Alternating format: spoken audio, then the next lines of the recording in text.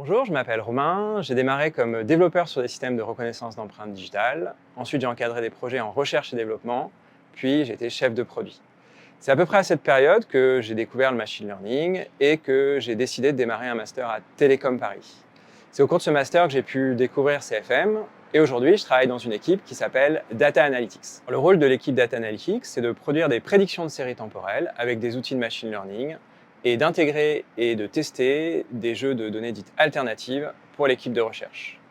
Dans le cadre de l'intégration de ces jeux de données, on va utiliser des techniques de machine learning, de data engineering et de l'analyse statistique pour faire parler la donnée. C'est une phase qui est très intéressante, très collaborative avec la recherche, pendant laquelle en fait on a envie de trouver un signal, mais on doit néanmoins rester très rigoureux vis-à-vis de la donnée qu'on va tester.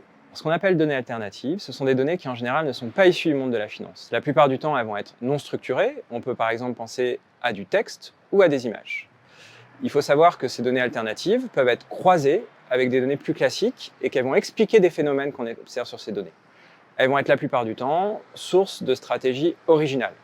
Il faut savoir qu'il existe un grand nombre de données alternatives et qu'à CFM, on a une équipe qui est dédiée à leur sélection. Alors, l'enjeu principal pour CFM, c'est de rester imaginatif et innovant, de ne pas avoir peur de croiser des quantités importantes d'informations.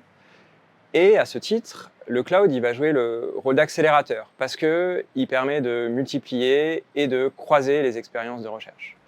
Donc tout ça va nourrir un environnement qui est innovant, stimulant et ça ouvre la voie à de nouvelles perspectives de modélisation.